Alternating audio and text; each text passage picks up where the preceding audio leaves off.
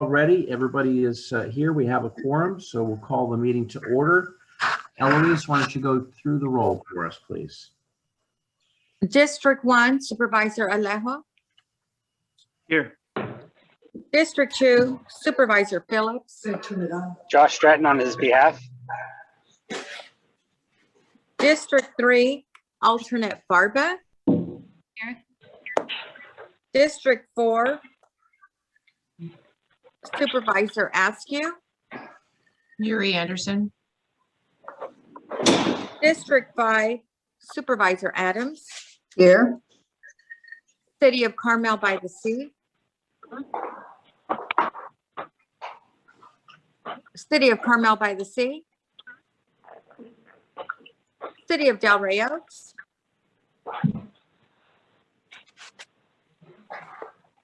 City of Gonzales. Here.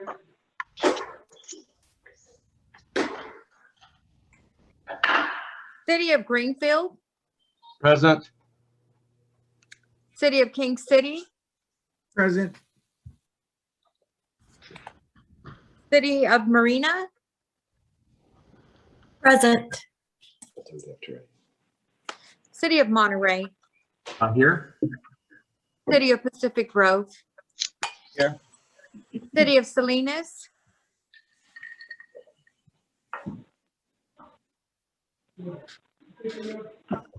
City of Sand City. Here. City of Seaside. Here. City of Soledad. Ambag. Here. Caltrans District 5. Present. Monterey Bay Air Resources District. Monterey Regional Airport District. Here. Monterey Salinas Transit. City of Blackman. CSUMB. Here. Chair, we do have a quorum. Okay, great. Thank you very much. Potter's here. Sorry, who's that? Dave Potter. Okay, hi, Dave. And Elizabeth Kerr, sorry. City of Salinas is here as well. Okay, thank you. City of Delray Oaks as well. Sorry about that. Thank you. Chair, we do have a quorum. Okay, great. Thank you. We'd like to also remind everybody if you could keep your mic on mute, cut down on some of the background noise, and of course, unmute when it's time for you to talk. Thank you very much and welcome to everybody. It's good to see you all, and I know everybody's got busy lives. We've had some fantastic weeks since we last met here in Monterey. So let's get started with our meeting. So the first item is the item number 2, public comments. So we'll call for any member of the public that wishes to address the board on any item not on the agenda, but within the jurisdiction of the Transportation Authority. So if there's any members of the public that are with us today, now is your time for public comment, and limited that to 3 minutes, please. Bill Tarp, can you hear me? Yes, Bill. Bill, go ahead. We'll acknowledge you. Thank you. My name is William Tarp, and I'm here as a representative of the Newburgh Tarp family, who co-owns. Bill, Yes. I'm sorry to cut you off. We do have the closed session scheduled, so we will give you an opportunity to address us just before we go into closed session. So your comments now would be for anything not on the agenda, and your property is on the agenda. So if we could have you hold your comments until we get to the closed session items, and we'll call on you. When would that be? It's probably going to be in about 45 minutes, if I estimate. Okay. Okay. If you have to leave and you would like to have Eloise text you to come back on, I think we could do that if that's something you need to do. That's fine. I will sit here and goes on. Thank you. Okay, sorry, Bill, we have these Brown Act rules, so we have to be appropriate. So we'll call on you when it's closed session time, when we go to the closed session. Any other members of the public wishing to make a comment on anything not on the agenda? Eloise, do we have anybody who has called in or sent us emails? No, no, Chair. Okay, great. Thank you very much. So we'll close the public comments. The next item is consent agenda. Before we get to the consent agenda, I wanted to call out one thing. No need to pull it. But I wanted to call out that listed on 3.32 is the state and federal legislative update. I would encourage you all to make sure you go into that agenda item. And in that, there are several attachments of interest. One in particular, we wanted to make sure before you had the talking points for our previous legislative day that we, many members attended in March, and also at talking points that represented San Benito County COG, San Luis Obispo COG, Santa Cruz County RTC, as well as TAMC. We had a great day. We've already mentioned that before, but I wanted to make sure that you got the documents that we were working off of that are the talking points. So I want to encourage you to all go to that and open the attachments. So at this time, I'll ask if there's any board member wishing to, or the public and board wishing to have any of the consent items pulled. Eloise, do we have any requests for consent items to be pulled? That's a negative, Chair. Okay, great. Thank you very much. At this time, we'll entertain a motion for the consent agenda. Do I have a Motion to approve. okay? Second. Okay, I think first was Christine. City of Salinas. City yeah. of Salinas, and who was that? That was Sin City. And City Greg Hawthorne. Thank you very much. Eloise, we have a motion and a second. We'll call for the roll for the consent agenda. District 1, Supervisor Alejo. Here, yes. District 2, alternate Stratton.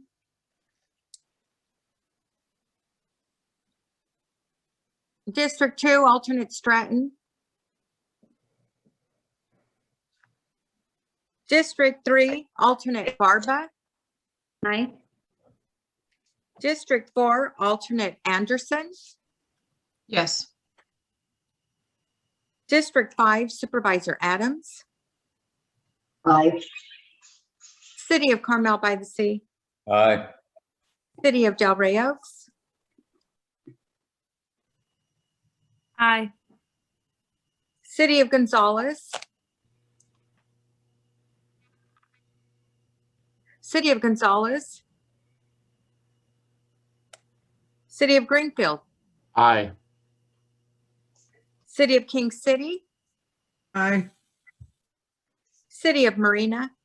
Aye. City of Monterey. Aye. City of Pacific Grove. Aye. City of Salinas. Yes. City of Sand City. Aye.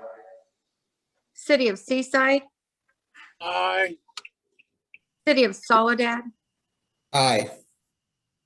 Chair, the motion passes with a 16 vote. Okay, great. Thank you very much. Next item 4, present Transportation Agency Employee of the Quarter. Debbie, I'll turn this over to you.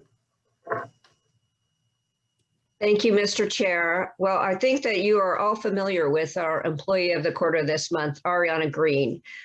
She had the chance to showcase the Safe Routes to School package that was given to children via our partnership with Cal State Monterey Bay. We had the orange backpacks, we had the wildlife cards, we had the put together your own little car and illustrate it. They've been wildly popular, and all with the goal of promoting traffic safety for kids who will then pass on the message, of course, to their parents. So I just want to say that, you know, Ariana is a super employee. She works independently. She is motivated and creative. And we're just so pleased to have her as part of our team. And it's really fun when she also shares pictures with her two little active twins who are just the cutest ever. So I want to thank Ariana for the great work that she's doing in the community to promote bike and pedestrian safety with our kids, and also for her management and leadership on the Go 831 program. So congratulations, Ariana. We are so pleased to honor you. Thank you very much. Ariana, you do great work. Mhm. Any board member wishing to make any comments? Now's your time. Chair, this is Mike Labar.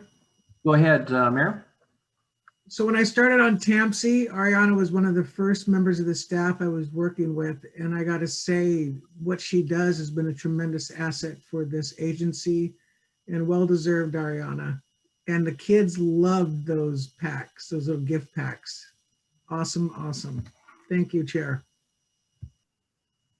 Thank you very much, Mayor.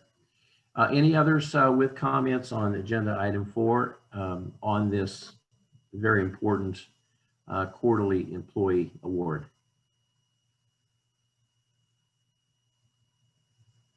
Okay, Debbie, I think we'll move on. Thank you very much, Ariana. You do great work, and we recognize your dedication and diligence, and you bring a great spirit, especially on the education piece.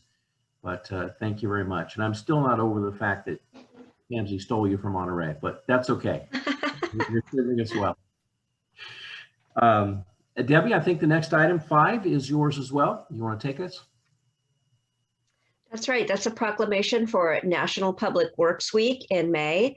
The purpose of National Public Works Week is to raise awareness of all of the professionals who handle things that if they're going well, you don't even notice it. You know, your water supply, your sewer supply, your roads, the transit services, all kinds of different things that keep a community running. We like to consider ourselves first responders, and I can certainly say that the County of Monterey Public Works Department has had many opportunities where they've felt like first responders, given the landslides and the fires and all kinds of emergency activities that unfortunately have been happening in our community. We like to use this opportunity to raise awareness of the hard work that all these public work professionals are doing. You all, with your cities and the county, you've got your public works departments that are doing a fantastic job, and we sincerely appreciate our partnership with them. It's also an opportunity to raise awareness locally, and I hope you all can also do a National Public Works Week proclamation. As with many other different professions, our population, the population of public works professionals is aging, and we want young, motivated folks who are considering a career to not just think, you know, doctor, lawyer, nurse, teacher. We want them to think public works as well. We want them to think seriously transportation planner is what we want them to think. Maybe, and you know, transportation engineer, we'll take that too.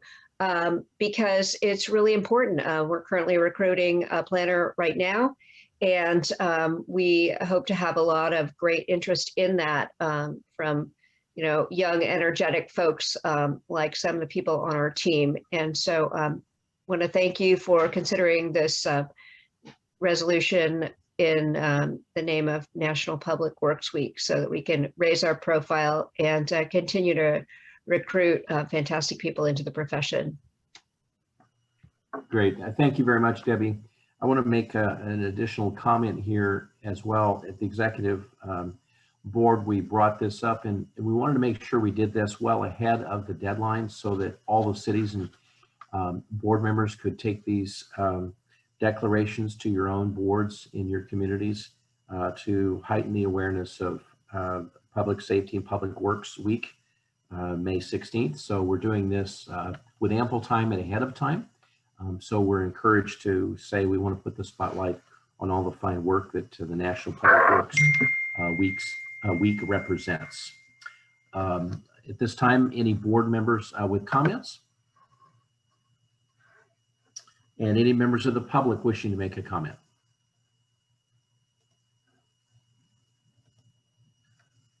Okay, Debbie, thank you very much. And It looks like Board Member Podori has his hand raised. I'm sorry, I didn't see that. Let me change my view. Chaps, go ahead. Let's call on you.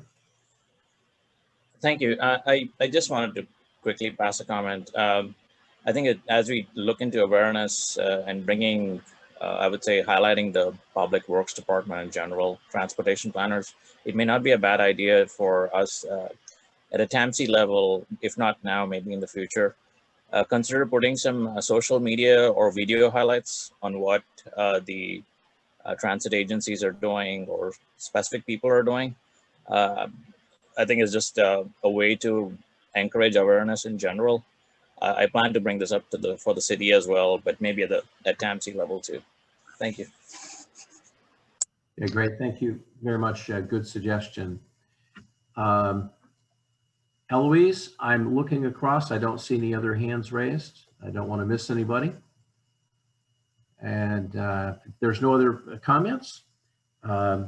No members of the public have chimed in, but again, we want to invite the public to make any comments if they're on the meeting. Any comments from the public on item number 5?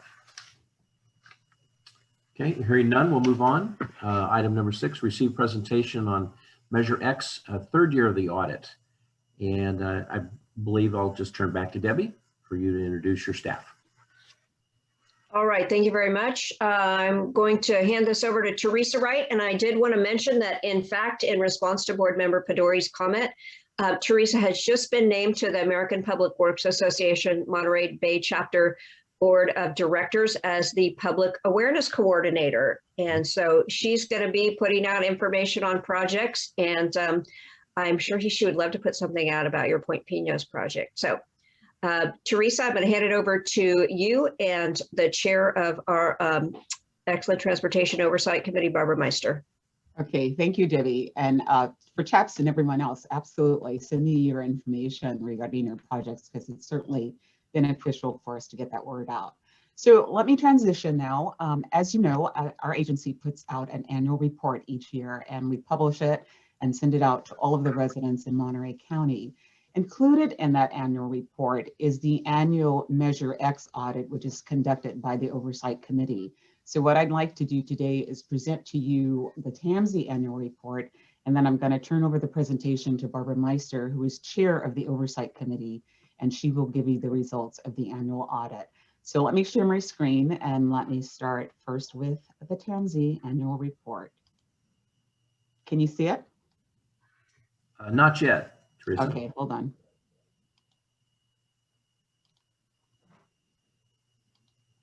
Here we go. What about now? Yes, success. Okay, cool. So our title is Moving Forward, and this is the 2020 TAMC annual report. And we chose that theme because obviously last year was a very difficult year, but the message that we wanted to convey to Monterey County residents and to all of the businesses is that despite the challenges, TAMC's work continued to move forward. And so this annual report is going to highlight what we did during the past year. So this is our theme, and this is the cover. As you can see, I want to share with you this beautiful photo that you see here, because this is Maria Montiel, who is on our administrative staff. This is Maria and her family, and they are on the cover of our 2020 annual report. So this is a 16-page report. It's bilingual, 8 pages in English and 8 pages in Spanish. So this is the English front cover. And let me scroll down. When you open it, you come to this next page, which provides you information about TAMC. And so we talked a little bit about the challenges of what we faced last year and the transition we made from working in the office to working at home, continuing to work on the business of the agency. And one of the things that we really wanted to stress to our community was what you see right here in this graphic. We wanted to remind them that one of the things that's very unique, and I think one of the positive things about our agency, is that every single member of the community has a seat at the table. And they have that seat at the table because of your representation on this board. And so we reminded them each year that all 5 county supervisors, a representative from all of our 12 cities plus the county, and then we have 7 public agencies that sit at the table, discuss the business of what's important about improving the quality of life and Monterey County based upon our mutual needs. And so this is the graphic that we included in the report to demonstrate that to them. And then of course, this is just kind of the basic background information of how they can reach us. The next page, we broke out and talked about the financials, and we broke it into 2 categories. First, we talked and demonstrated to them what the revenues were for the agency and what our expenditures were for the year. And this you see noted in this graphic here. The next financials are all about Measure X. The revenues that came in for Measure X last year and the expenditures, how those funds were spent. And this is really important because we also use this particular report to remind people, and I'm not sure if some of you may recall, but it's literally 4 years ago that Monterey County residents voted for Measure X. And so one of the things we wanted to include in this was to remind them that, you know, they trusted us to do this and pass this measure. And so we have continued to work on the projects that were in the investment plan to make improvements. And so page 3, we talk about the planning, the funding, and the building and the improvements that we are working on. And you see here to date, Measure X revenues have raised more than $114.9 million, to the point, $114.9 million that have come into Monterey County because of the measure. 60% of those revenues are being used by the cities and the counties to make improvements, and the remaining 40% are regional projects that TAMC controlled. So despite the fact that we had a pandemic last year and the monies were below prior revenues, we continue to move forward on these projects. And these are the projects we highlight in this report. The Fort Ord Regional Trail and Greenway Project, the King City Maintenance Facility Project, and I want to thank MST for providing us with that photograph to use in this report. The MGM Parkway Widening and Roundabouts Project. The Highway 1 Rapid Bus Corridor Project. The Salinas Station Improvement Projects, and this is while the construction was going on, but we did have a ribbon cutting on January 17th of this year, in fact. The State Route 156 Boulevard Interchange.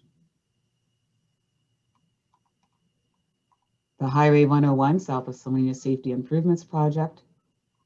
The Highway 68 Salinas to Monterey Project. The Safe Routes to School program, which you heard about with Ariana just a little while ago. And then the last 2 pages of this report is the Measure X Citizens Oversight Committee annual audit that they do. And so at this point, I'm going to turn it over to Barbara Meister. Barbara, are you here? I didn't see your name up there. If you're here. Yes, okay, I am here. Great. Can you hear me all right? Yes, we can. So I'm going to turn this over to you. And if you want to go from here. Great. All right. Good morning, everybody. I'm Barbara Meister. I'm the Public Affairs Director for the Monterey Bay Aquarium.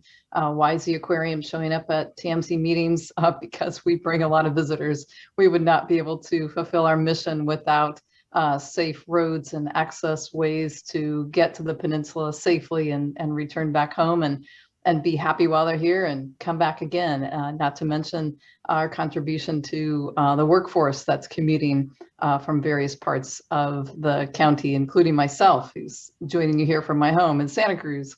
I'm now serving as the chair of the Measure X Oversight Committee, and on the audit subcommittee with me was Paula Getzelman, Rick Hoyer, and Kevin Dayton. And it is a pleasure and a challenge, and really there's quite a bit of pride that our committee takes in serving in this capacity, because many of us, well, I think all of us on that committee fought hard to win the Measure X sales tax measure. So we're here to make sure those funds that are expended are done so judiciously, that follow what it is we had promised to do when we asked voters to support this. And so with that, I believe this is our third report that we have written. And as you know, the 60% of the funds, Teresa said, go to the jurisdictions. So a big part of our job of this audit is to make sure those 12 cities and county are in compliance, and particularly around the question of maintenance of effort. Measure X was passed to be an additive source of funding for us across the county, not to replace what local cities and county are to be doing to maintain their roads and streets. And so this year we had every one of the jurisdictions meet the deadline of providing their information by the end of the year. That hadn't been the case before, but now we feel like 3 years into it, every jurisdiction knows the game plan and is following through. We only had one city that failed to meet its maintenance of effort, and that was Sand City. If you want to learn more about the specifics of that, Mike Zeller, who is our staff to the audit committee, he could explain that to you. But as it is, the situation here, if a jurisdiction fails to meet their maintenance of effort, then the future distribution of Measure X funds is suspended until they comply or correct the problem. So that is the case here. But overall, we as a subcommittee and an oversight committee are very pleased with the work that is underway across all the jurisdictions, and then across these particular projects that Teresa just reviewed with us as well. So with that, I submit this report on behalf of the TAMC Measure X Oversight Committee. And then, Chair, I would just like to add that this report is actually in the process of being mailed out to everyone. So I would encourage all of you to look for it. You should receive it in the mail probably by the 1st of next week. So with that, I'm going to stop sharing my screen, and we can answer any questions that you might have. Okay, great. Thank you very much. So I'll start off with a question, and then we would invite board members, if they have any questions, raise your hands, and we want to acknowledge you. It's quite an extensive report, quite an undertaking for our steering committee or our oversight committee to handle, but thank you very much for that. In the distribution, Teresa, can you tell us who is it distributed to, and is it going out electronically or only by mail? So we mail it out to every resident in Monterey County. So you receive it by mail. And we also have a small pocket of residents that we mail out that are technically in the Watsonville zip code, but it's Pajaro, Las Lomas, that community. And so each of you will get it in the mail, and then it's posted on our website, and it is available electronically if anyone wants it, but it's physically mailed to every resident in Monterey County. Okay, great. Thank you very much. Board members, any questions on the presentation? I have a question. Is that Greg? Yes, it is. Yeah, go ahead. Sand City, obviously, we're the only city that didn't meet your specifications. What are we missing? What did we not do for our cities so I can report back? What do we need to get those funds? So Teresa, is that one a question you want to handle, or does that go to Mike? It's going to go to Mike. It's in regards to the maintenance of effort, and I believe Mike has been in communication with staff at the city. But Mike, you want to take over from here? Yes, thank you. So it was related to the city not meeting the maintenance of efforts, so not making enough transportation expenditures consistent with the maintenance of effort requirement, which is essentially either the hire of jurisdictions, Senate Bill 1, local streets and roads maintenance of effort, or the expenditures from fiscal year 16-17, the year before Measure X went into effect. In Sand City's case, it is the one that is consistent with the Senate Bill 1 maintenance of effort. We have been in contact with the city manager and the city's contract public works staff, Leon Gomez. And we have provided some information for the city to discuss this with the state, because not meeting the Measure X maintenance of effort also means that the state SB1 maintenance of effort also was not met. The way that this has been addressed previously is that a catch-up payment was made by a jurisdiction to make up the difference or the shortfall of expenditures. And then the current year maintenance of effort was still applicable as well. So an additional payment had to, expenditure needed to be made on top of the current year maintenance of effort. I think in particular with the city of Sand City's maintenance of efforts, what the city was looking into is that some expenditures for the years that were looked at for the Senate Bill 1 maintenance of effort were perhaps unusually high. And so the city was looking into ways that they could perhaps work with the state to get a modification to their SB1 maintenance of effort. And that's really kind of the first start, since the Measure X is consistent with the SB1. So if there's city staff is able to have those conversations with the state and work out some modification, we can look at doing that as well with our maintenance of effort. But short of that, the remedy would be doing a catch-up payment to make up the difference. Okay. So you've been in contact with Aaron, our city manager, about this at all? Okay. Yes. All right, good. All right, I will talk to him about it and find out where we're at. Thank you. Great. Thank you, Mike. And I just want to add, Mike, as part of your answer, could you provide to Greg the articles, and I'm trying to remember the label, we would call them basically the bylaws, but there's a description of what the maintenance effort requires.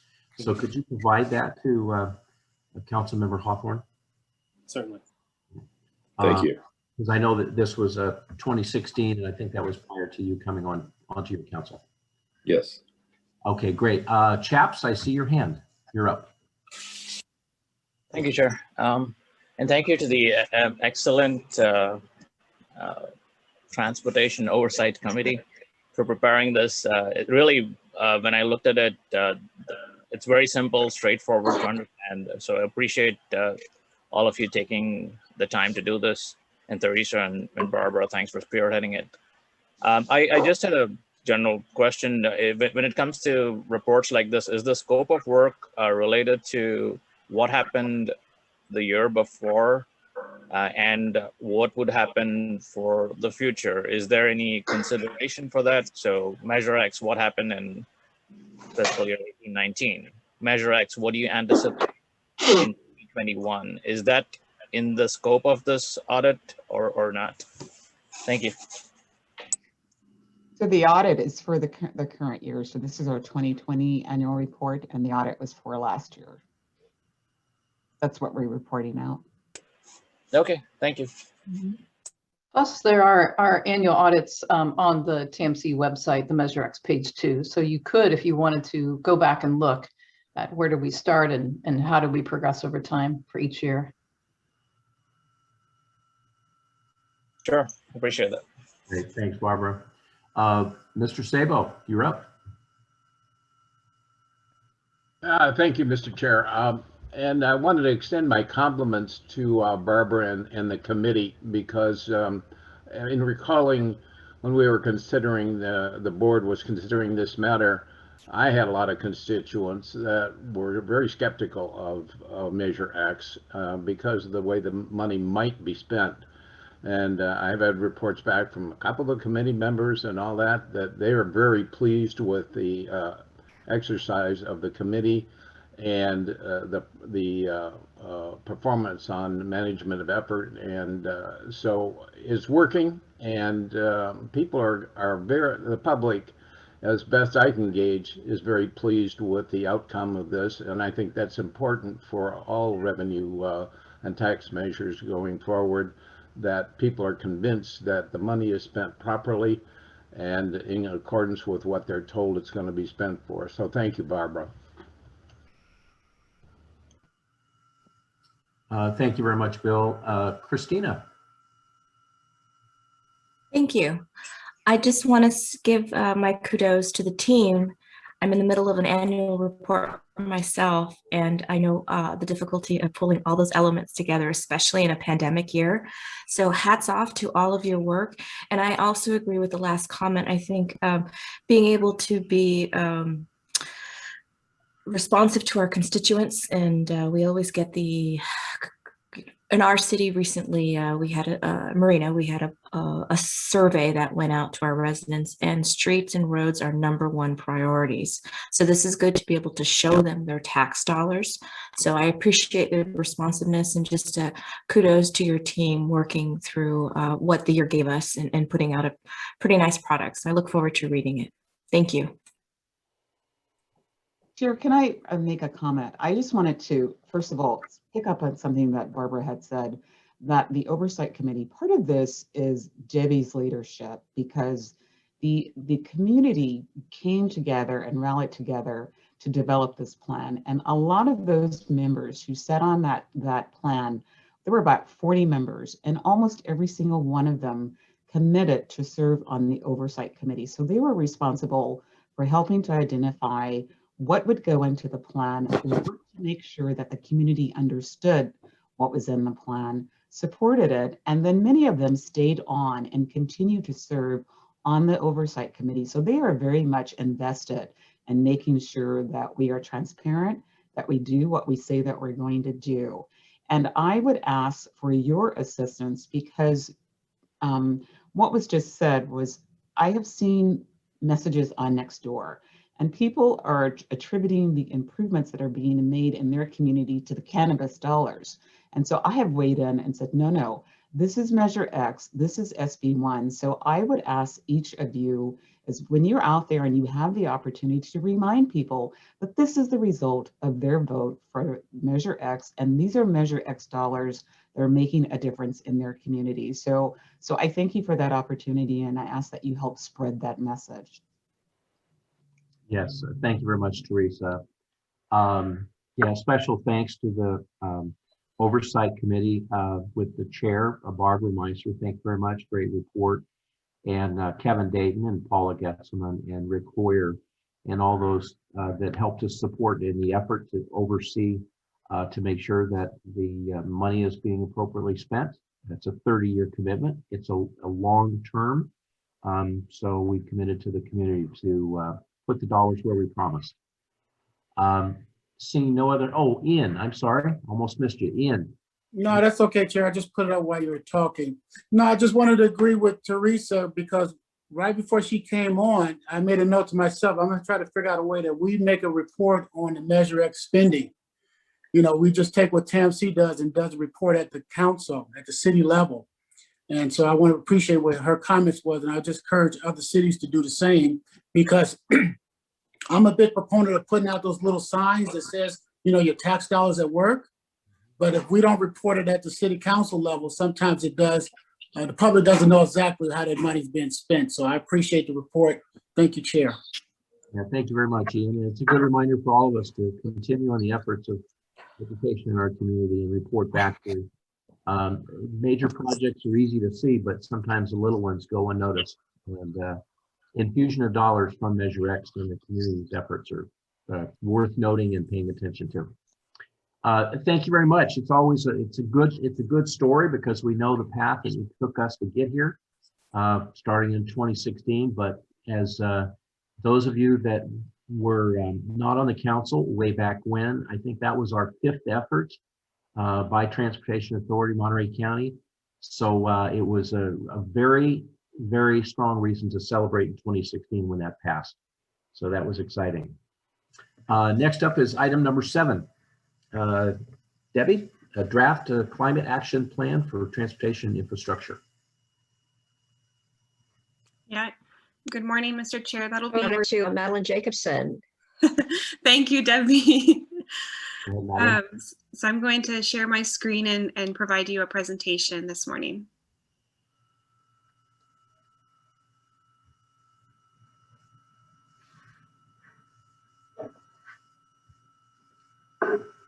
Is it coming across good? Yep, we see it. Excellent. Well, good morning, Chair and members of the board. My name is Madeline Jacobson, and I'm a transportation planner with the agency. And this morning, I'm going to present to you on the California State Transportation Agency's Climate Action Plan for Transportation Infrastructure and its potential impact to the delivery of projects in Monterey County. So featuring the governor in Big Sur recently, the Climate Action Plan for Transportation Infrastructure, otherwise referred to as the CAPTI, builds on executive orders signed by Governor Gavin Newsom in 2019 and 2020 that were targeted at reducing greenhouse gas emissions in transportation in order to meet the state's ambitious climate goals. Transportation emissions account for more than 40% of all polluting emissions across the state. So furthermore, under the CAPTI, where feasible and within existing funding structures, the state will invest its discretionary transportation funds in projects that align with the state's climate, health, and social equity goals. So CalSTA describes the CAPTI as a holistic investment framework for the discretionary grant programs that the state administers. So the first few aspects of the CAPTI's investment framework include building towards an integrated statewide rail and transit network, investing in networks of safe and accessible bicycle and pedestrian infrastructure, including investments in light, medium, and heavy-duty zero-emission vehicle infrastructure. I'm going to continue the investment frameworks. Strengthening our commitment to social and racial equity by reducing public health and economic harms and maximizing community benefits, making safety improvements to reduce fatalities and severe injuries on all users towards zero, addressing physical climate risk, promoting projects that do not increase passenger vehicle travel, promoting compact infill development while protecting residents and businesses from displacement, developing a zero-emission freight transportation system, and protecting natural and working lands. The CAPTI discusses a range of strategies in order to meet the state's climate goals, and it touches on investments in rail, transit, and active transportation, equity and environmental justice outreach, investing in multimodal corridors, and zero-emission freight infrastructure, climate risk and resiliency analysis work, work on strategies to reduce vehicle miles traveled or VMT, and potential road charging system networks, and the transportation and land use connections. So I'm going to dive into anticipated impacts of the CAPTI to our regional transportation network here in Monterey County.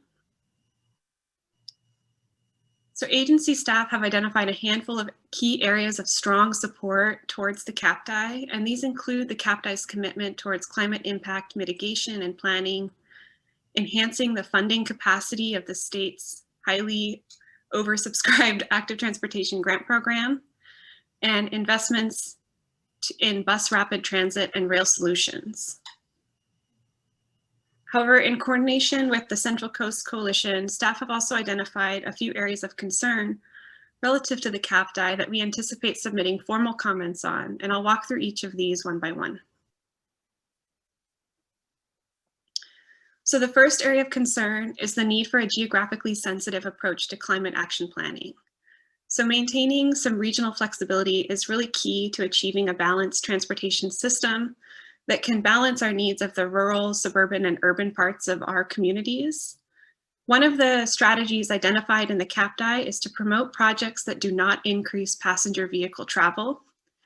And this strategy in particular fails to acknowledge that some of the state's small urban and rural areas are still working on and still need to plan, fund, and ultimately build projects to address safety and support goods movement in our communities. Regarding sustainable mobility strategies, the CAPTI is really focused on reducing vehicle miles traveled and investigating roadway pricing solutions. But innovative strategies towards sustainable mobility can and really should be accomplished through a full multimodal lens that doesn't prioritize one mode over another. So for example, roundabouts are actually really significant in generating greenhouse gas emission savings. The State Route 156 roundabout that we applied for and received state grant funds through last year is projected to save on average 3.5 tons of carbon dioxide emissions annually.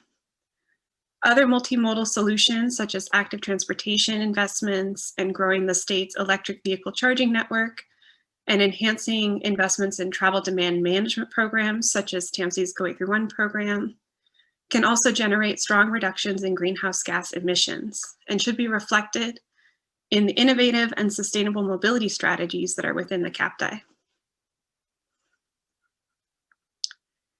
The third area of concern is the lack of critical highway safety, the lack of support for critical highway safety and congestion relief projects. So one of the really important Measure X projects underway is the 101 South of Salinas project. And it's not clear at this stage if the CAPTI will allow for interchange or frontage road projects like this to be competitive for future Senate Bill 1 funding grant programs, even if the goal of the project is really centered on the safety of all road users. Lastly, and very importantly, staff foresees that the CAPTI, as is, could pose risk to voter-approved funding commitments, such as those identified in Measure X. So one of our board's goals is to leverage Measure X dollars to fully fund transportation projects in the county. And in essence, there's concern that future Senate Bill 1 grant funding could be shifted away from critical highway safety projects such as the Measure X projects on State Route 68 and the US 101, both of which require matching state funds for implementation. The Central Coast Coalition has submitted a request to the state to reaffirm the commitments of Senate Bill 1 and really acknowledge that so many of the counties across the state have in place these tax measures and commitments in our transportation system that were approved by the voters of our region. So there's a couple really important dates ahead. On May 12th, there'll be an informational update at the California Transportation Commission meeting. May 19th is the close of the public comment period on the draft CAPTI, and they've applied a 15-day extension actually to the comment period. And in June 2021, it's anticipated that the final CAPTI will be released. So for your recommended actions today, it's to receive information on the draft climate action plan for transportation infrastructure and authorize the executive director to submit comments on the plan and its potential impact on the delivery of the region's priority projects.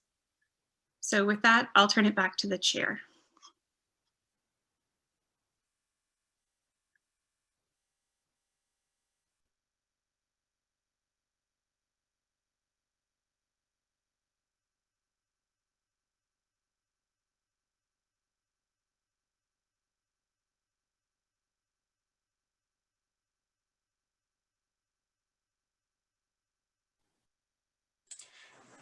It looks like we might have caught Ed trying to get some coffee.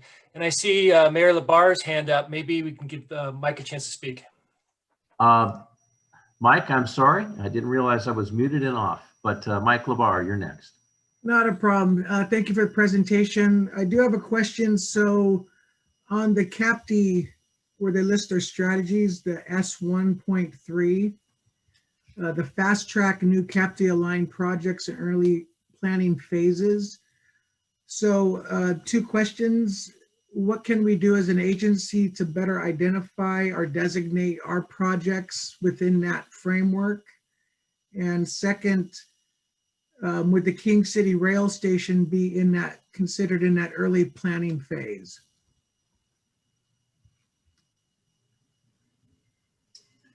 So Madeline, I think there's some questions there. Can you answer Mayor Mike Labar? I don't have an answer right now. I did make a note myself. Mike, I don't know if you have the full strategies still pulled up to be able to respond to the first half of the question.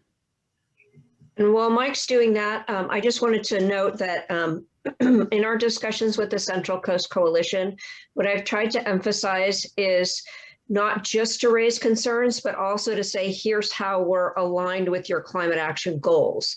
And so certainly things like the stations in King City and Soledad, getting a Coast Daylight rail service, getting the services to Salinas, getting the busway, the SERP busway, getting more funding for active transportation, because so many of our cities, like King City, got very close with their bike and pedestrian projects, but didn't get it. And so what we're, and the other thing, for instance, on the SERP busway, you know, we get sometimes critical letters from state agencies, whereas the state transportation agency is trying to tell us to do more busway projects. And so better aligning the state agencies in support of these climate action goals would be helpful as well. So, you know, I think you're absolutely right. It's important for us to say, here's how we're meeting that plan. Make sure that you're helping us get those projects, because right now they seem to be hard to do. And here's how we have concerns. Thank you. And yeah, the document is pretty extensive. I do have a comment for under key actions for S3.1, establish the Transportation Equity and Environmental Justice Advisory Committees. So it sounds like they're in the process of figuring out how they're going to form those committees and what that membership would look like. I think it'd be very, very important that members from small cities and large cities have a position there, because it sounds like the decisions they'll be making could impact budget and funding significantly. So representations from local transportation agencies, if they're not already considering that, I think is important. If they want public members as part of that, the creation of an executive committee made up of transportation agency directors, some kind of mix that way. So there's, it helped meet their overall goal of elevating the community's voice. And if we're not in that mix, I just really concerned about the formation of this committee and what it'll have on the impact of funding across the state. Thank you, Chair. Thank you, Mike. Any other board members with questions, comments? Okay, at this point, let's take it out to the public. Any members of the public that are in attendance wishing to make any comment on the climate action plan agenda item 7? Okay, Eloise, do we have anybody who has texted, emailed? That's a negative, Chair. Okay, thank you very much. This agenda item calls for a vote in action to authorize the executive director to submit comments on the plan and the potential impact on the delivery of the region's priority projects. So this time we'll entertain a motion. LeBar, motion to approve. Thank you, Mike. Second, this is Allison Kerr, Delray Oaks. Allison, thank you very much. Eloise, you want to do a roll call? District 1, Supervisor Alejo. Aye. District 2, Supervisor Phillips. Aye. District 3, Alternate Barba. Aye. District 4, Alternate Anderson. Yes. District 5, Supervisor Adams. Aye. City of Carmel by the Sea. Aye. City of Delray Oaks. Aye. City of Gonzales. City of Greenfield. Aye. City of King City. Aye. City of Marina. Aye. City of Monterey. Aye. City of Pacific Grove. Aye. City of Salinas. Yes. City of Sand City. Aye. City of Seaside. Aye. City of Soledad. Aye.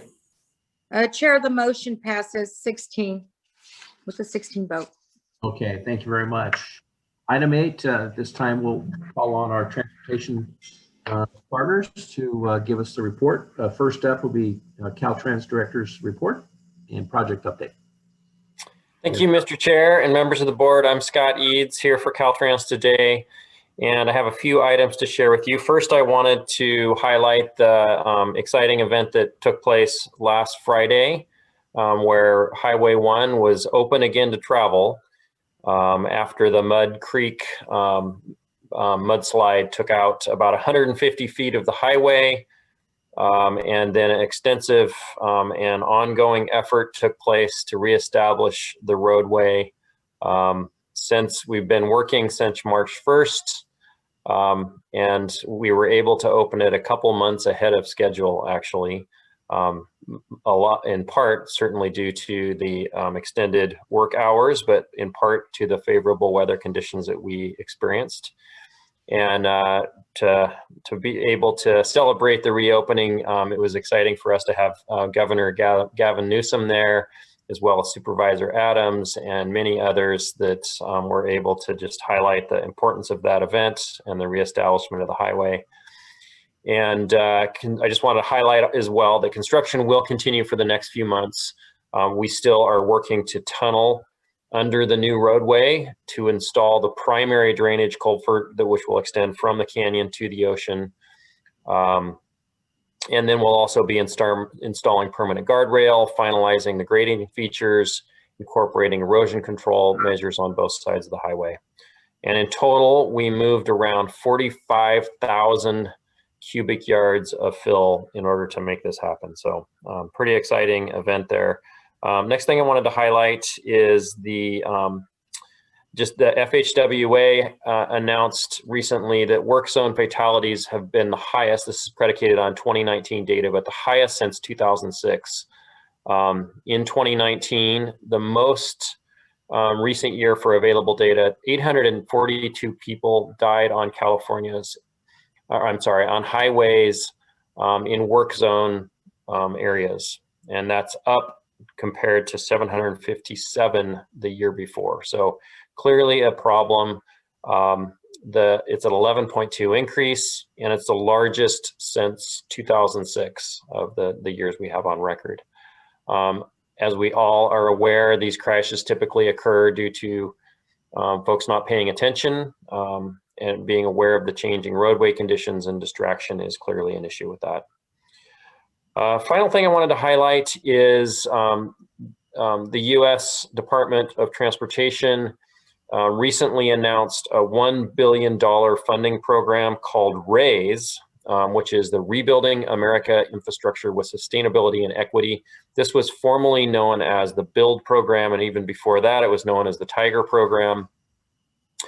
There are some changes this round in that it's focusing on some of the things that it always has in terms of safety, environmental sustainability, quality of life, economic competitiveness, state of good repair, innovation and partnership, but it's also a focus this year on racial equity and reducing climate change impacts and on jobs. So the maximum award amount is $25 million, and no single state can receive more than $100 million. And then there's also, just of note, is there's up to 30 million is available for planning grants, which would be a smaller category. And there's also 10 million of the total amount. There's 10 million designated for areas of persistent poverty. So again, back to the equity focus there. Applications are due on July 12th. Caltrans is going to be going through a process of providing letters of support for jurisdictions that are submitting and would like a letter of support from Caltrans. So we've already sent out some information to our partner agencies on that, and we'll certainly be working with your staff on any candidates and how we can support.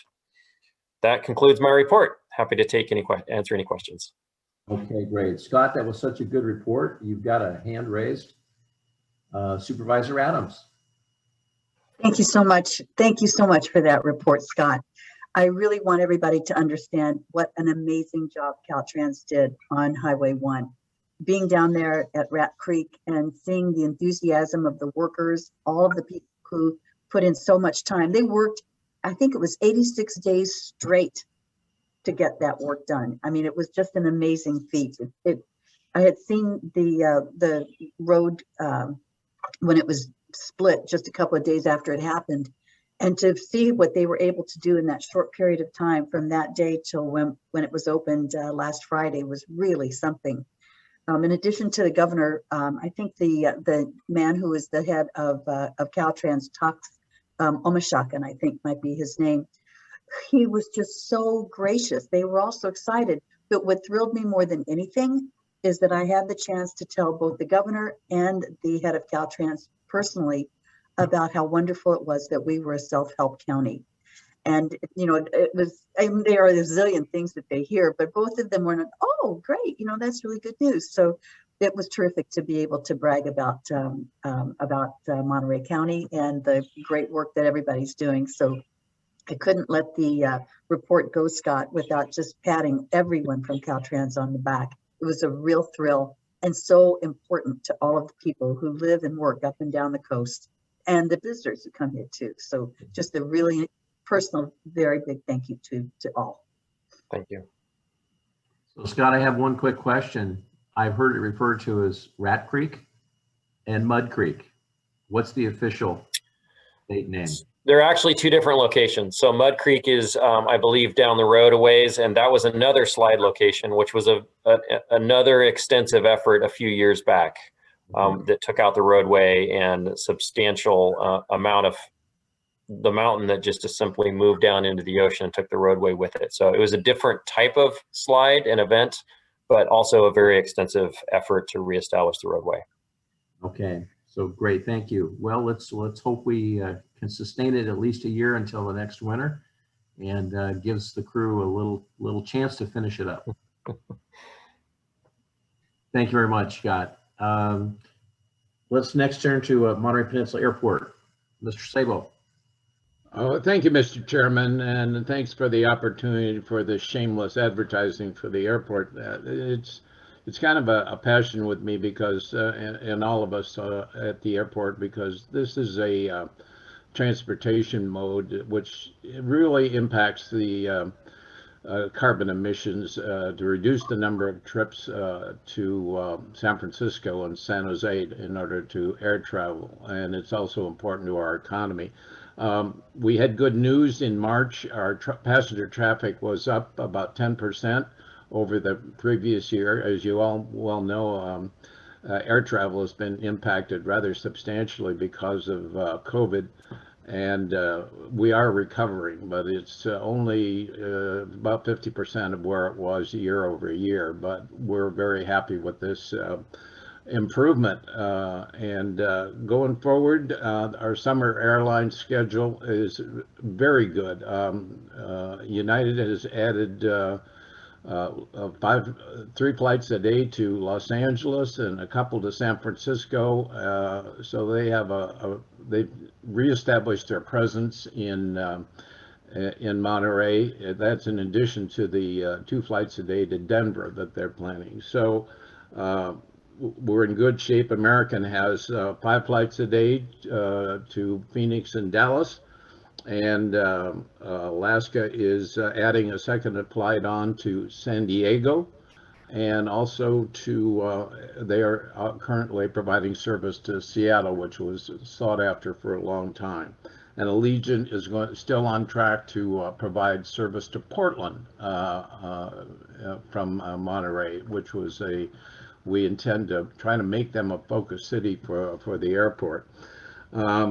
We are doing a replacement of the carpeting in the airport. I know that's thrilling for all of you, but boy, the number of comments we got about both the color and the condition of the carpeting, it's a major step forward for a lot of our passengers. So we have a new art exhibit that will be placed in the airport, and this is going to focus on agriculture in the county.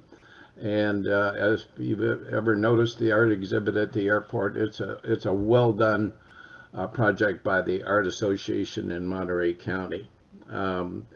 We've had a proposal from the Carmel Chamber of Commerce to consider adding the name Carmel to the airport name. So it would be a Monterey Carmel regional airport. Carmel, as you well know, is a recognized destination by out-of-state travelers. So that we're considering that. And the airport restaurant, Woody's, is open for both indoor and outdoor patio dining. I've eaten there now, and you should try it. The food is excellent, and we're very proud of that whole thing. So just one additional item, we're expanding our outlook here into all of your cities here, and we're going to be trying to meet with your city councils and organizations within your cities, because we want to make sure that everybody in the county is aware that we have an airport, that where we go and how important it is to them. And so I would encourage all of you to do whatever you can to support the airport, including maybe identifying it on your website, because this is an important asset for the county. And we appreciate the opportunity to speak to the board. Thank you. Thank you, Bill. Next up, Monterey Slingers Transit. Carl. Thank you, Chair, and I will second my good friend from Detroit, Bill Sabo's endorsement of Woody's. My wife and I went there the other day, our first time out in over a year, to an actual sit-down restaurant. I had a great time. Since we've moved into the orange tier, MST has seen a pretty significant increase in ridership, 15 to 20% jump in weekly ridership compared to the weeks prior to moving into the orange tier. So we're seeing as people are returning to work, to restaurant jobs, as hotels are starting to open up more, more of our hospitality workers are using our services to get to their jobs. We've passed out, we've issued over 150 free day passes to our passengers who've displayed their vaccination card at one of our customer service locations at Salinas Transit Center, the Monterey Bus Stop Shop, or the Marina Transit Exchange. So that's going well and has been well received by the community. Our facility in King City that was mentioned in Teresa's Measure X overview is moving along great. I know we're experiencing a drought, which is terrible for our climate and for fire, but it's great for construction projects. We're about 4 months ahead of schedule on this project, and we may be looking at as early as a grand opening sometime in September with this, and realignment of some services in the South County cities, providing more frequent and easier to use services that will be served out of this new King City facility.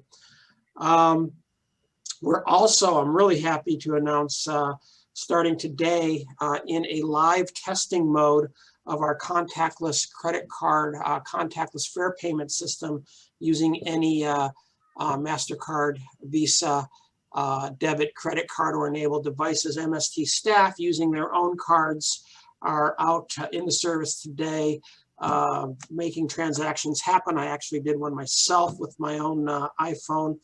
And as soon as we're done and confident that all the banking transactions are working with this, we will implement and be the first agency in the state of California to offer this type of what is known as an open loop payment system. That is using the same card, a contactless card you use to buy coffee or a taco at a taco truck, you can use to pay for your transportation.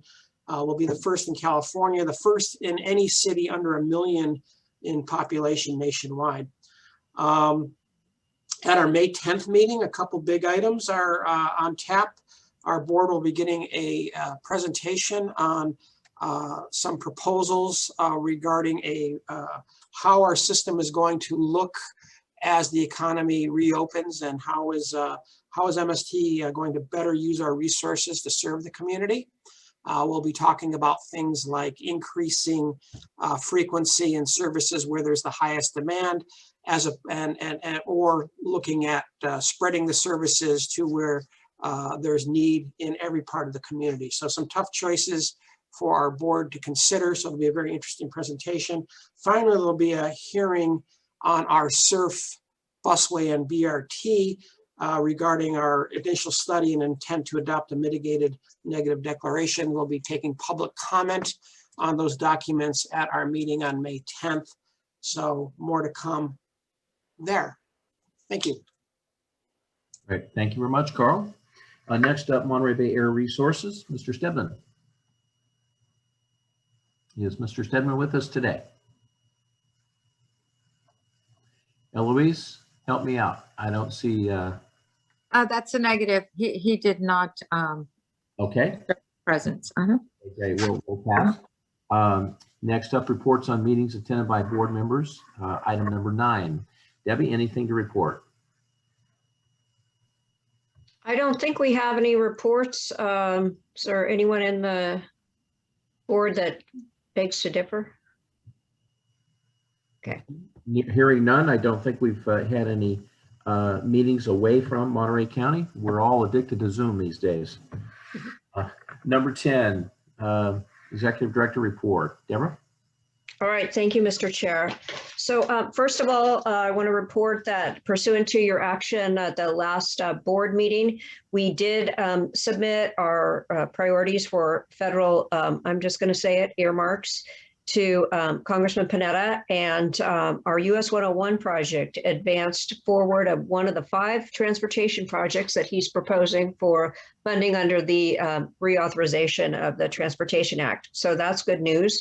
And we're still following up with him to find out if the Highway 68 project may be proposed in the appropriations bill.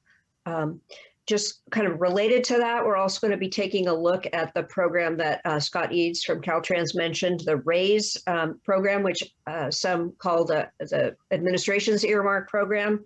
We'll take a look at Highway 68, US 101, and the Fortag project. Those are the next tier of projects, and we'll see which one of them seems to fit best in terms of the criteria. The next thing I wanted to do, I'm going to try to see if I can share my screen here, is we have a Spring into Action Rideshare Challenge. And that is going to be starting in May, which is our typical rideshare month. But we've branded it in support of active transportation. And so that, here you go. So it's an Instagram challenge. Go to the TAMC Instagram page. I know you didn't know we had one, huh? And like the Instagram account, and then post an action photo of yourself doing active transportation. And you or your employees will be entered into a challenge to win a $100 gift card. This is all about supporting healthy transportation and different ways to get around town. Maybe you're still working from home, as the TAMC staff mostly is, but as you do other activities around shopping, going to visit friends and such, now that that's more possible, we encourage you to do that by walking or biking if you can. And then, let's see, I'll stop sharing that. There we go. And then let's see, we are also going to be kicking off some stakeholder meetings for the Fort Ord Regional Trail and Greenway. The team has landed on a nice logo based on input from our consultant and our stakeholder folks. And we've been coordinating with the city of Delray Oaks to hold meetings with various stakeholders, and there'll be a public workshop in June. We will let you know the date as soon as we have that. And then finally, I neglected to mention at a past meeting, some of you are familiar with Ernest Chung, who was the leading advocate for the Park It program, the effort of some local citizens to get a parking lot and shuttle system installed to reduce the number of vehicles that are parking along the state highway to go to Point Lobos, and also the number of vehicles that are sort of overrunning Point Lobos. And Ernest passed away earlier this year, and he was such a kind and gentle person, and yet persistent, and he would just charm everyone into coming to his house. Actually, we had all number of leading transportation elected officials and advocates in the meetings. And, he would just use the power of kindness to persuade us to help him out. And so I just wanted to mention that to everyone in case you'd been in touch with Ernest. We'll miss him. So thank you, Mr. Chair. Thank you very much. Well, we'll end this meeting later today in his honor. So we have next up announcements from any of the board or comment from board members or requests of matters that you wish to have agendized in the future. Any comments from the board? Okay, no comments, seeing none. At this point, we'll go to public comments on the closed session. Just as a reminder as to the agenda and the way it works under the Brown Act, that items or comments from speakers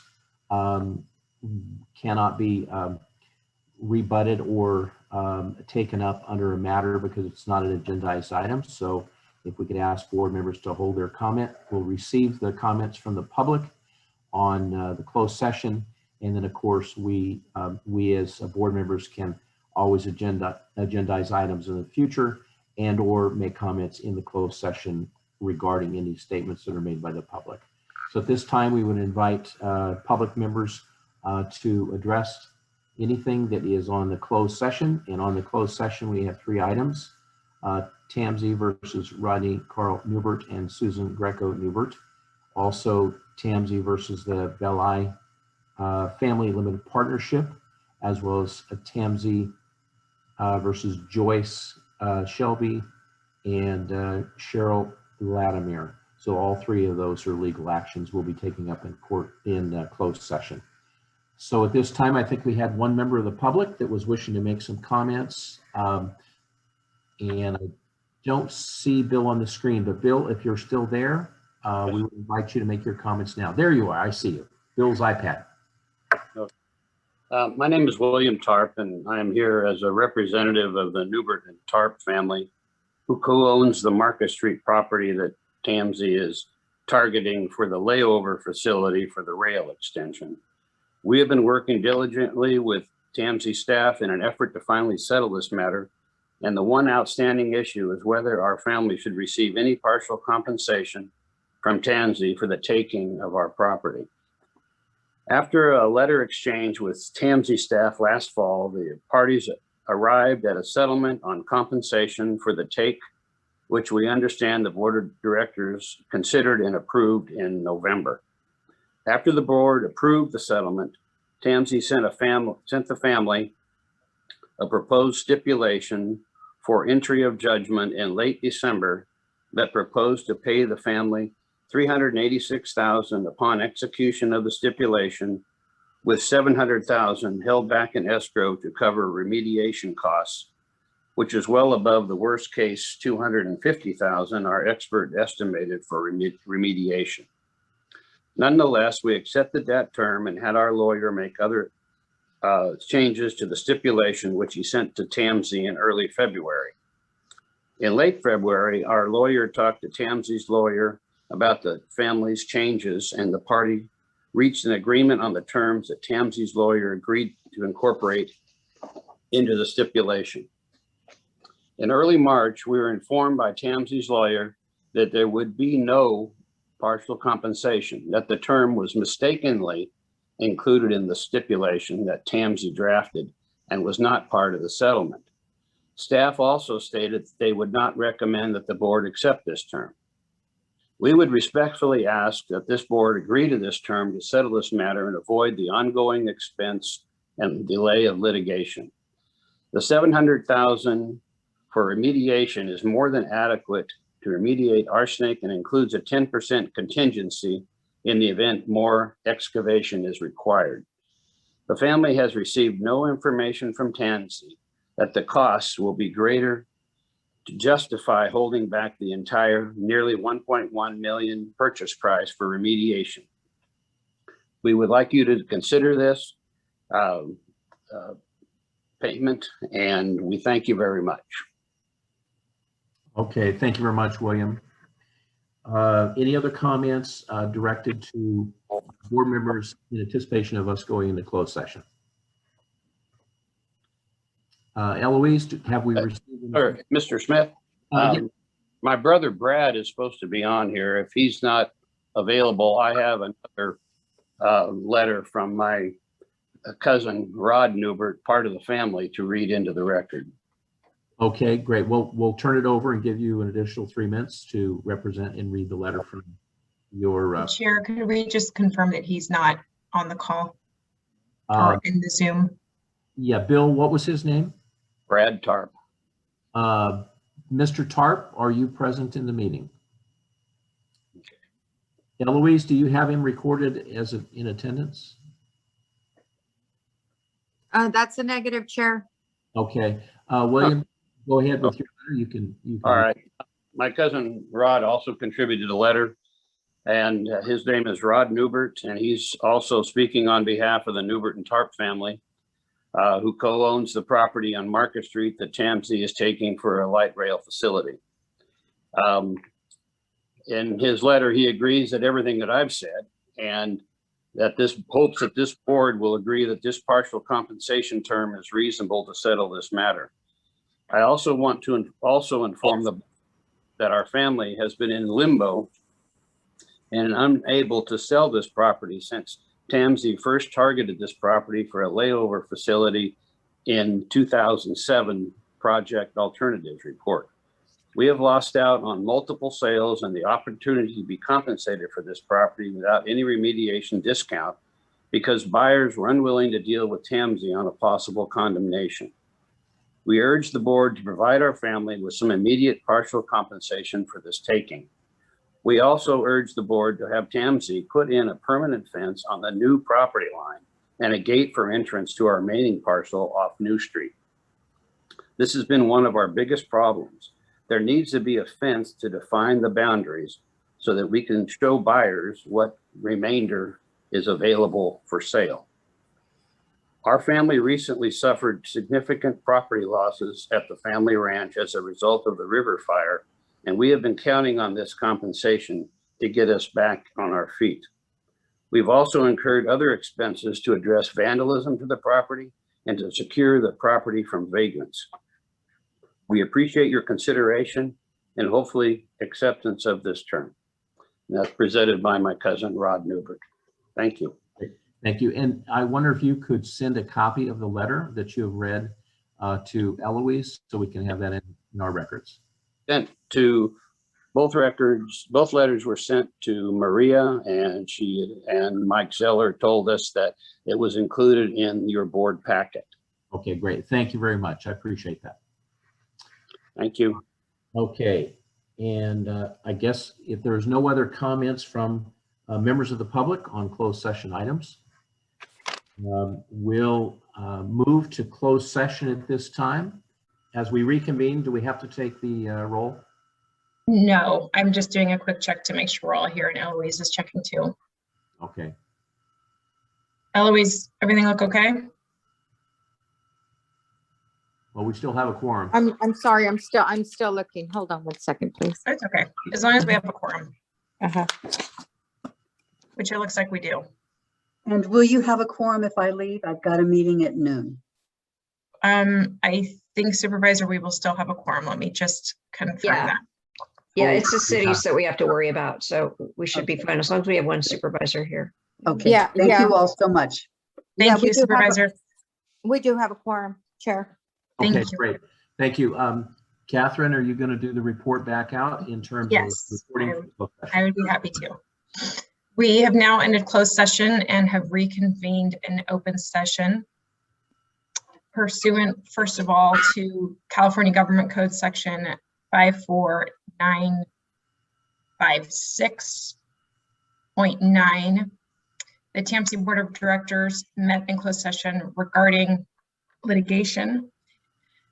The board provided direction to special counsel in case number 20CV000456. No other reportable action was taken in closed session regarding the claims listed in the agenda.